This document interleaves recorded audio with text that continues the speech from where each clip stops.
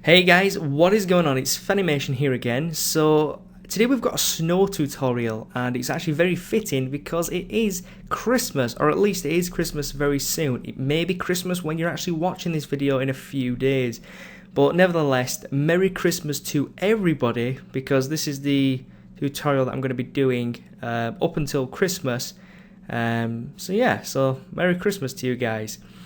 So I've worked, I would say, extremely hard on this tutorial, but then again, recording it and doing it when not recording it, two different things, so hopefully it won't go tits up. But this is one of the results that I have accomplished, and it is using a plugin, well, not a plugin, but a render engine called Vray. So hopefully you have that. If you don't, it can still be done with standard lights. It's nothing, out of the ordinary. It's just Vray is a lot better, and I'm trying to learn Vray, so I thought I would just mix them together to give you guys a tutorial. I will probably mention alternatives for the standard render engine. But if you really want to get into CG, making realistic things, especially compositing wise, then you do want to probably upgrade your renderer to something a little better than the standard renderer engine, which isn't too bad, but it does have its limitations. But anyways, so this is one result that I got. The next one is with lights. I kind of like this. I think sometimes maybe the lights could be a little bit brighter, but I don't know. I like it. It looks kind of cool, especially the lighting and how it kind of comes off. I think it looks really, really cool. So if we flick between these, you can see they do look pretty damn cool. I might even use this one as a thumbnail. I'm not quite sure. But enough talking. And do you like my wallpaper? Shaco? It's awesome. It's awesome. As you can see on the desktop, it's a little bit messy. But I do have, oddly named scenes. Tutorial start, and I do have a snow test here. If you follow me on Facebook, you will have seen this one here, this snow test. This one wasn't really that great, but the final one, as I just showed you, it looks really, really good. So without further ado, let's get started. So there's going to be one plugin that you need to download, and it's called Magic Snow. So if you search on Google Magic Snow, you will probably be taken, I believe, if I'm not mistaken, it's from Nitro 4D. I could be mistaken, so don't quote me on that. But that's the plugin that you need. It just allows you to generate snow in a specific way, which is really, really cool. So let's first set up the kind of scene, I suppose. So we're going to make a plane. And this is just going to be 400 by 400. Doesn't need any subdivisions because we're not going to be deforming this per se. We're going to need some objects. I'm going to start off with spheres just because that's what I used before. And I'm going to duplicate these like so. And then I'm going to hide the spheres because we don't particularly need them right now. I'm then going to go down to my timeline and increase this to an absurd amount, something like 500 should do it. And then we're going to go up to the plugins and we're going to click on Magic Snow. Magic Snow.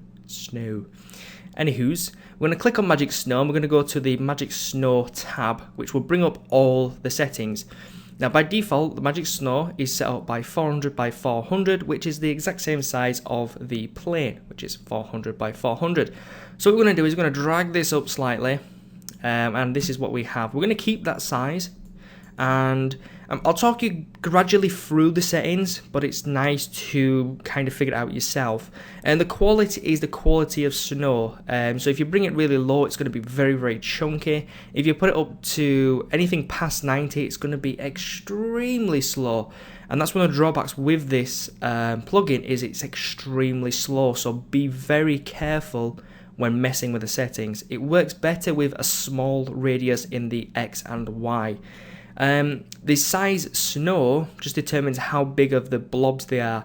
I generally keep all this default, and the birth rate is how many actually spawn at the start, and this is the one thing that we change. I put it up to about 50.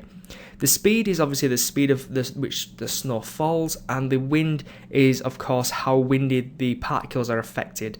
The collision is pretty important. We're going to drag the plane into the collision, and now if we press play, one, you will see it gets very laggy quite fast, and two, it's actually colliding with the plane and generating this kind of snow. So as you can see, it's really laggy. So that's why I say don't go too crazy, but we want to cover this up, and I think about there looks fine. So now we've got this created. What we want to do is go up here to keep snow, and that's going to give us a polygon object, and you know, it's the mesh isn't perfect, but it will work for what we want to do with it. You know, alternative, you can go in and just make a normal plane, or you could even go in and make a landscape if you wanted, whatever they changed landscape to. There we go, landscape. So you could use a landscape if you want, but I just find this method is a little bit better. So once we've done that, I'm going to delete the plane because we don't need that now.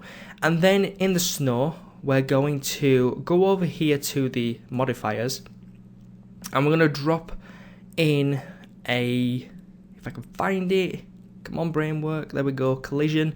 I'm going to drop the collision below the snow, just keep everything you know, connected, and now this is going to you know, objects will deform this. So in the colliders, we want to drop in all of these objects. So to do that easily, we're just going to lock this panel, grab these and drop them in, and then we're going to of course bring them back, and at the minute you can see they're kind of inside. So what we want to do is grab these, we can unlock this now and bring these up, so you can kind of see this is what happens. We're kind of getting this I don't know, cool feeling where it's being kind of sucked in.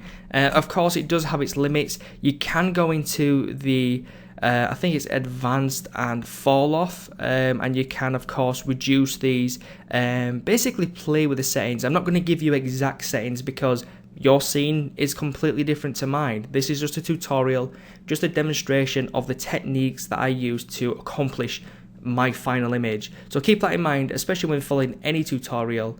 A tutorial is there as a guidance and not to be copied.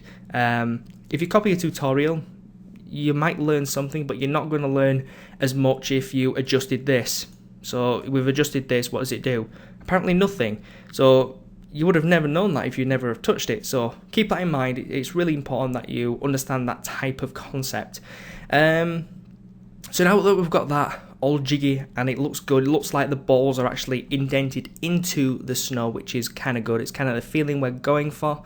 The next thing we want to do is create another magic snow, and in this magic snow we're going to bring this up, and then we're going to reduce the size of this to something like that. You can go obviously into a side view and a top view to make sure everything is being covered, and then we're going to grab the collision objects and we're going to drop them in.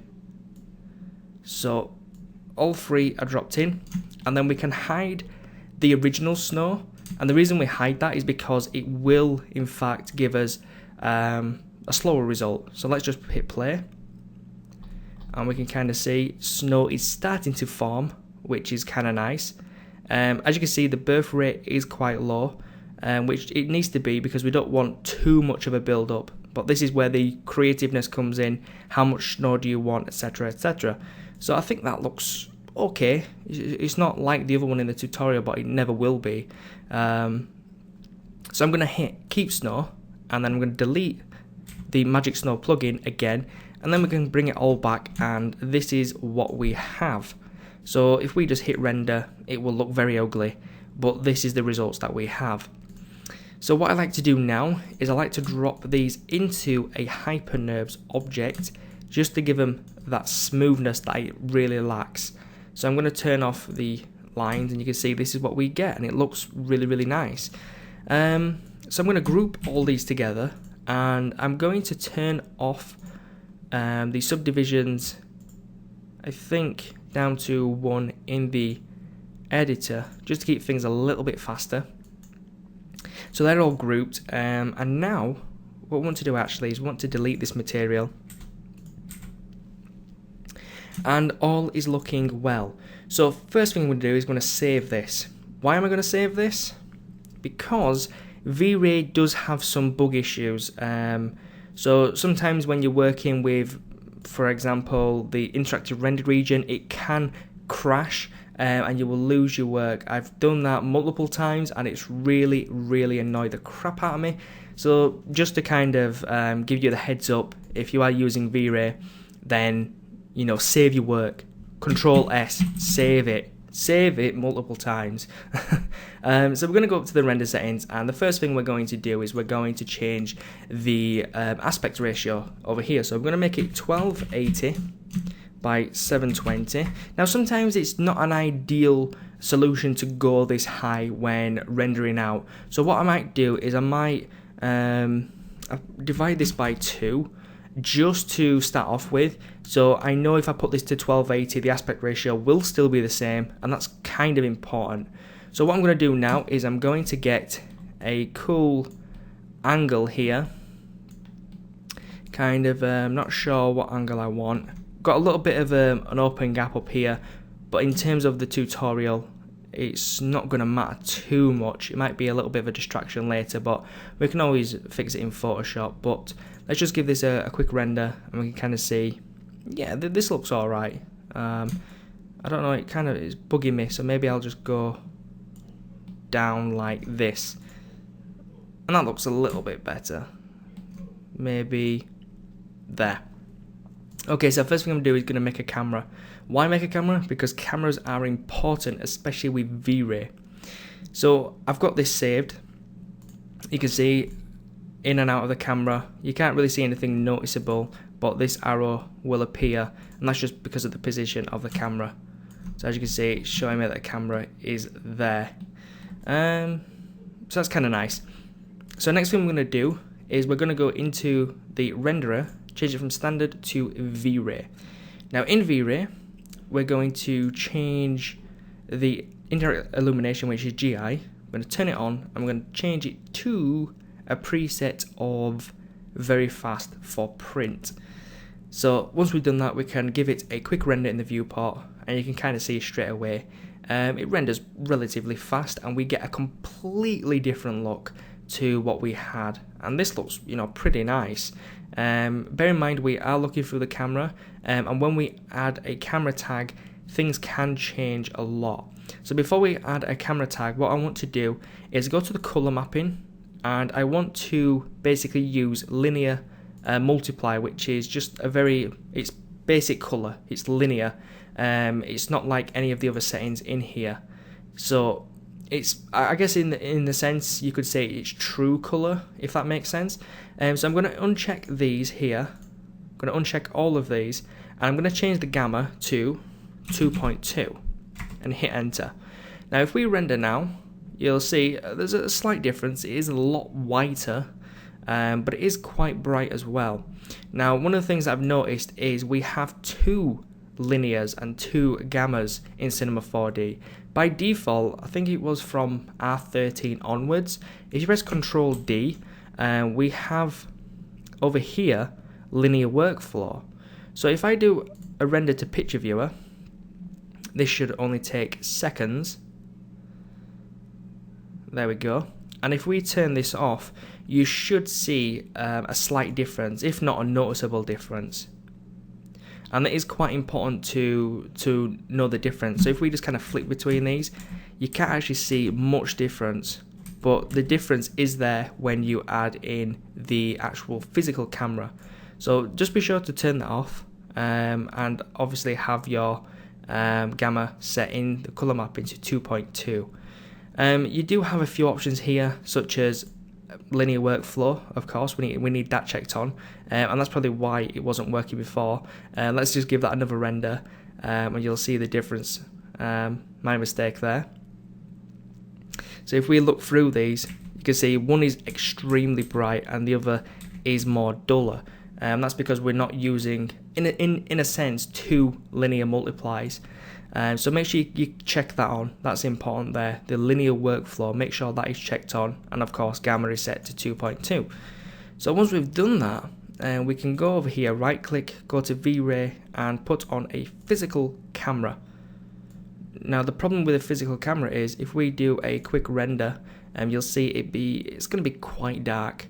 And the reason it's dark is because the settings here affect the camera a lot. So what I like to do is stick on an interactive render region, make it extremely small so it renders really fast. So we can see the colour is so-so. So what I like to do is increase this quite high. I'm going to set it about 400, which brightens it up a little bit. The f-stop we're going to change to 4, which brightens up even more, and the shutter speed we're going to change to 75. Now these are settings that I used on my camera and they worked out alright. You can see it looks a little bright, so maybe we want to put this down to 100. I mean, these settings will vary tremendously depending on your setup. Now if you've ever done any photography, you will understand what these mean. I'm not a big fan of photography because I've never really done it, although the aspect of being a photographer is kind of cool, but I've never gone into understanding what the film ISO is and the f-stop. I know some are like how long the shutter is open for, which I think is the shutter speed, and the f-stop is kind of like the overall brightness or something like that. I'm not 100% sure, so please don't quote me on that. But these are the 3 settings that you do need to play around with. So as you can see, we've got something that looks quite bright and it looks kind of nice. This will change when we implement lights. But firstly, let's go up to the file and we'll hit save. We'll go up to the render settings and we're going to go into environment. And in this environment, we're going to open the texture here and we're going to navigate to my HDRIs.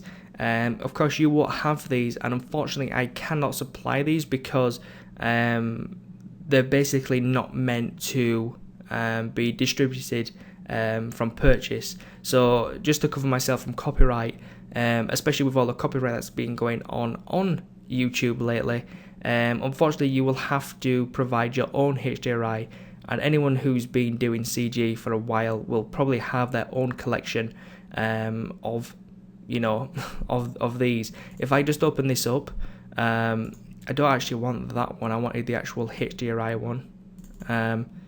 But this is basically, it's just an image, and it's basically an image of a sky. Now when we load in the HDRI, we do need to bring the exposure down to -5, which will basically give you the correct exposure, the correct exposure for the image. You can play around with it to make it brighter or duller, but by adding that we get specific highlights in the scene because it's using this as a light source. So what I like to do is increase this by a tiny amount, and you can see the difference that it does in the scene is quite significant, and it all does pull together at the end. So once we've got that, what we're going to do is we're going to turn off the interactive render region. And actually, before we turn off the interactive render region, I just want to show you the difference between the camera and what it looks like through not the camera, if that makes sense. The difference is, I don't think you'd be able to tell too much because of the way the angle goes, but it's a lot brighter in the camera because we're using the camera, which is using this physical camera.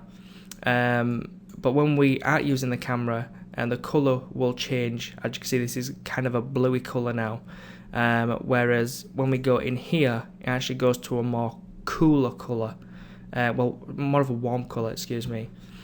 So what we're going to do is turn off the interactive render region, and we're going to give this a light now. So we're going to use an area light. We're going to bring this back, and we're going to increase the size, something like this. I'm going to move it up, and then we're going to rotate this slightly, maybe 20 degrees. I think that's okay. Then we're going to right click on this, I'm going to give it a V-Ray tag of a V-Ray light. Now, one thing to note, I'm going to change the intensity units to radiant power, which is watts, and that's what you generally use in your house. You use watts. So if I just give this a quick render, you'll probably see things that are quite blown out. Let me just turn this off in the area light, and we'll go to invisible. With normal lights, you can just add a compositing tag, or I think you can actually make it invisible from the basics or something like that. But if not, you can just hide it with this. So let's do a quick render again. You can kind of see from the looks of this, it's a lot brighter now, which is kind of cool. That's what we want. But this doesn't really matter, and the reason this doesn't matter is because we need to be looking through the camera. So I'm going to render this to picture viewer just because it's a smaller render, and it should render a lot faster. So you can see straight away that it's a lot brighter. We got some really nice highlights as well, which look pretty decent. And what we're going to do is we're going to add another light as well. Now, depending on your scene, a lot will depend on the brightness of your materials, your lights, and all that kind of stuff. So there's a lot of tweaking involved. So what we're going to do is we're going to come out of the camera, and we're going to duplicate this camera, and we're going to zero out his coordinates. We're going to rotate it 180 degrees and bring it back like so, and this is going to be basically lighting up the back end. So if we go back into the camera and render to picture viewer, you will see this is most likely blown out because both lights have the same intensity. So you can see straight away it's really bright, and this may be too bright. We won't really know until we add the material, which is what we're going to do next.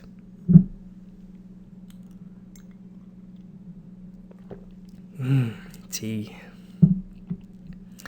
So as you can see, we've got a lot of bright hot spots, especially around the center here. So first thing I'm going to do is going to go create shader V-Ray bridge. I'm going to use an advanced material. I'm going to name this snow.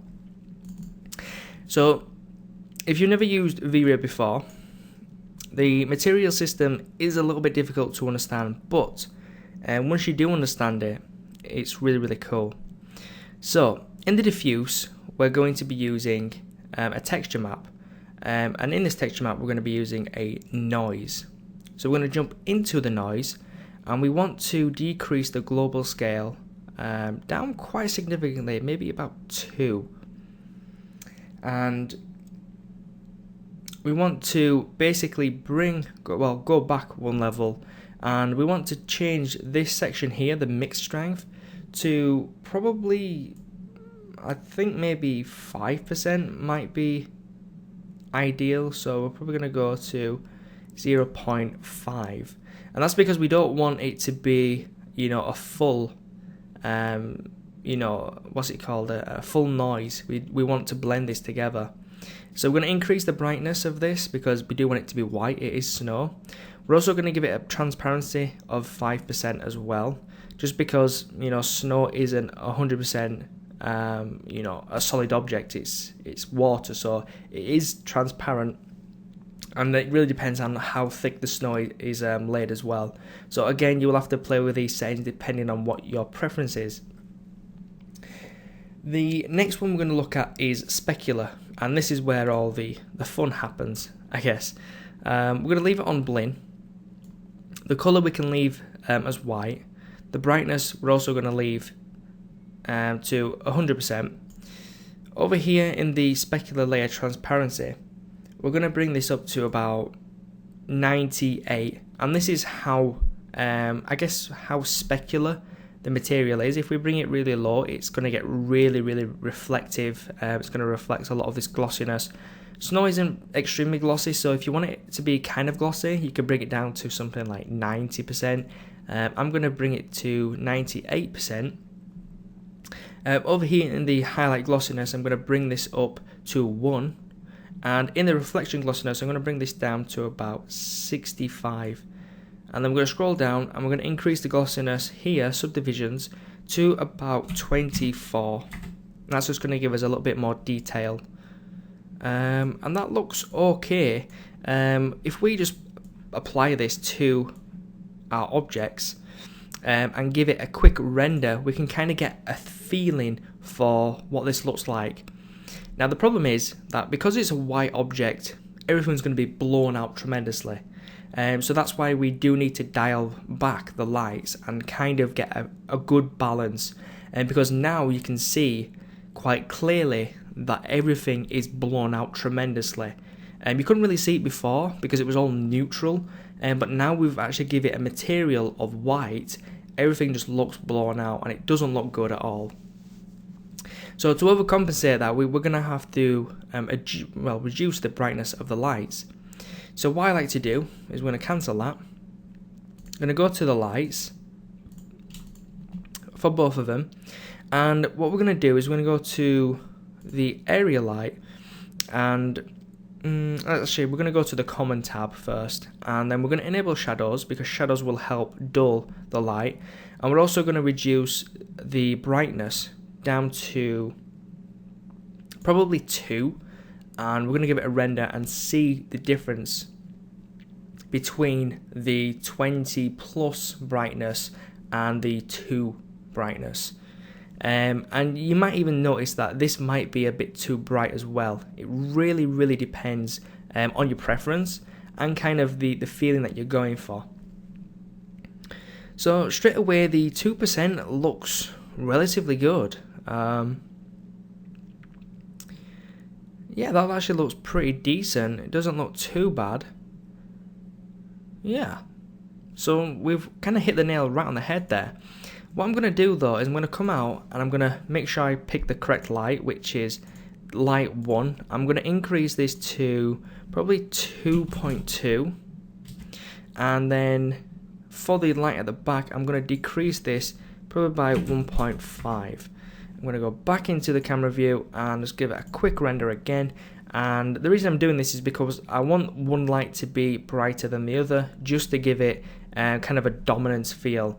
Now 2.2 may be too bright, but we will figure this out. And this is one of the things about lighting, is that you do need to do a lot of test renders. So if you can keep it fast, you generally are off to a good start. So keep that in mind.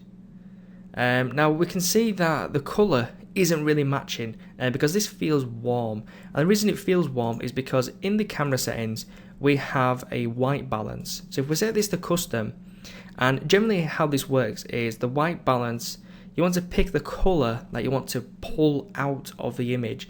So if ours is kind of warm, we want to change this to kind of a warm colour.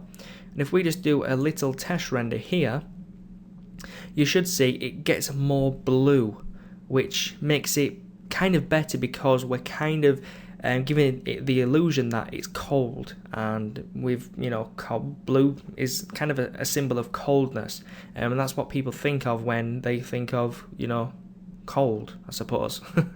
If this is too blue, you can just dull this off to more of a white colour, and it will kind of bring back the blue to more of a neutral colour.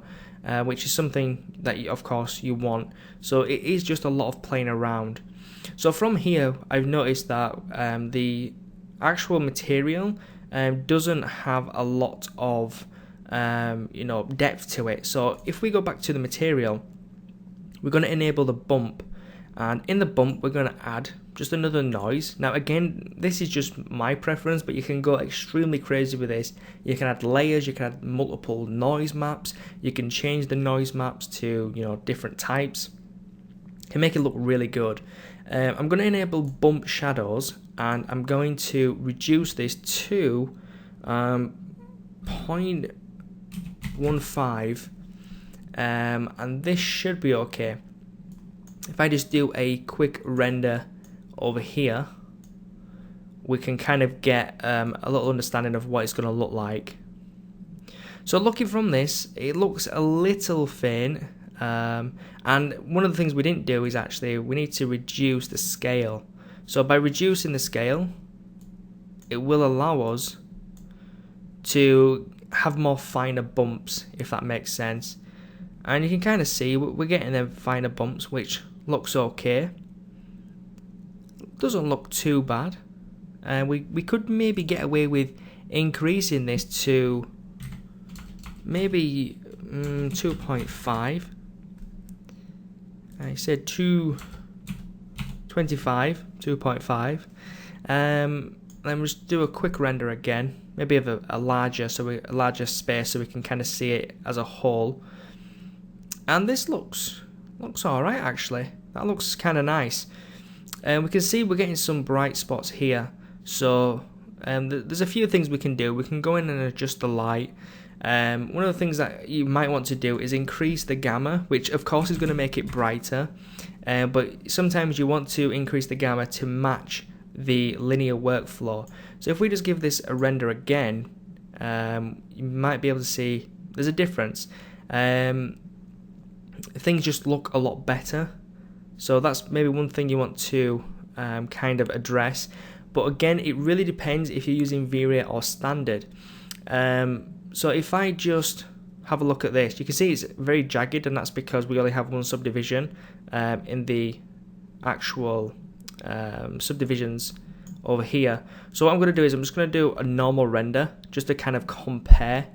And when you use the picture viewer to render, it uses the full subdivisions. When you use, let's say, just the normal render region, it only gives you a very small amount of render.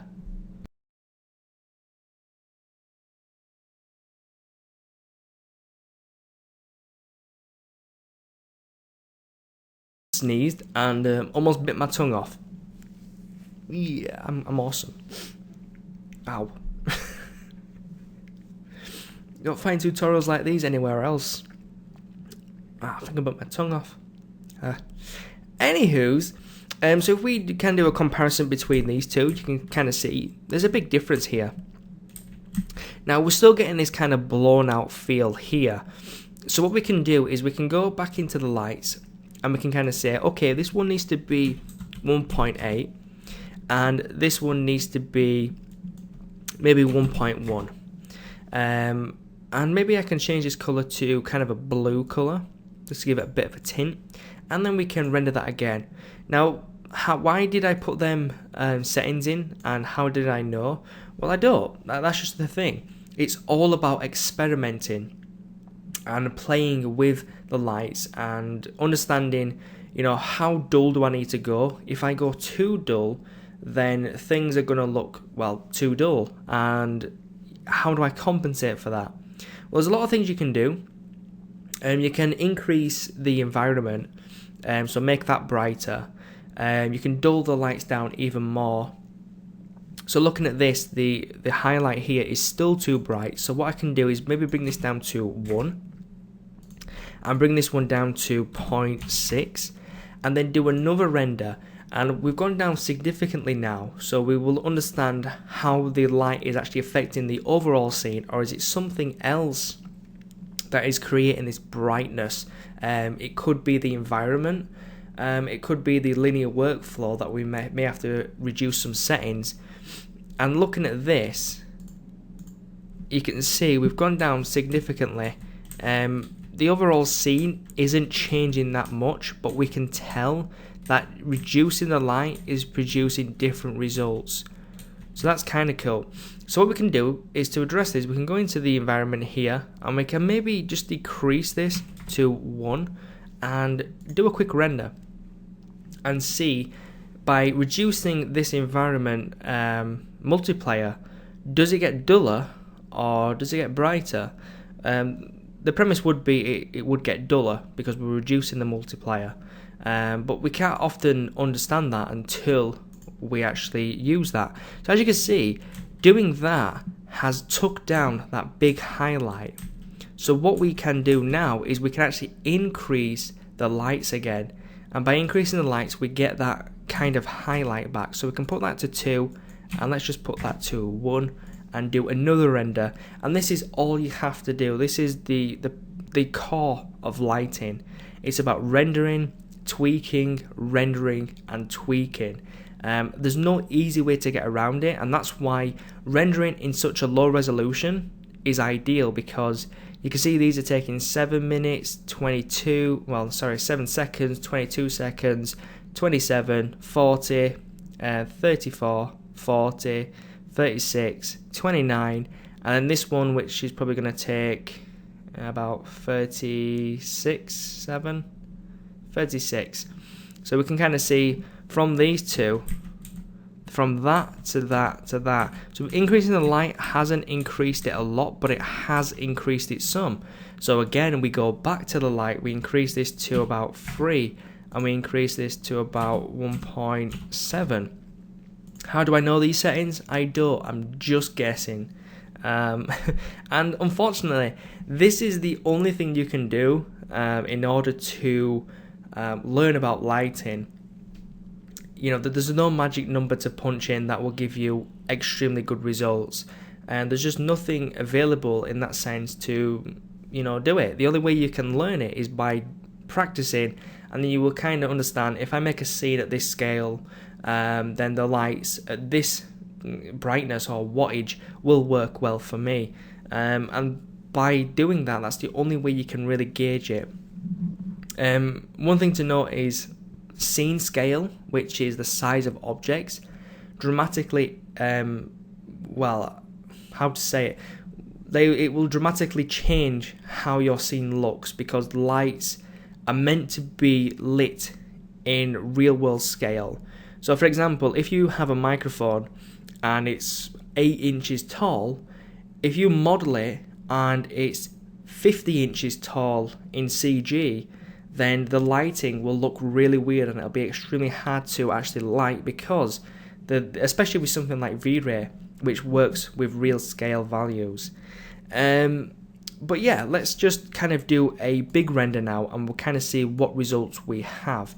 But before we do a big render, let's create a new material, and I'm going to go File, Save as well. And this new material, we're going to turn off the diffuse, we're going to enable the refraction, and we're going to increase the subdivisions by 28. The glossiness we're going to bring down to about 95. What else are we going to do? I think that looks okay actually. I might add a little bit of specular, so we'll increase the brightness, and we'll reduce the reflectiveness as well, and we can kind of see this looks okay. So what we can do is we can grab this material once it's loaded, because it currently hasn't finished updating, that's why it's kind of grey, and I'm afraid if I actually go out and use it, it's going to crash cinema. It does that often, so I'm going to reduce this down to 0.9 I think. Then I'm going to drop it on my spheres, and hoping it won't crash, I'm going to File, Save, and from here what I'm going to do is I'm going to do a quick render and hope that, one, again, it doesn't crash, but we get a really nice result. And then we'll do a final render of this scene, and that should be tutorial. So of course, adding different materials, especially something refractive, it's going to take a lot longer to render out, so keep that in mind, especially when rendering something like this out. But yeah, what I'll do is I'll end up pausing, and then I will come back.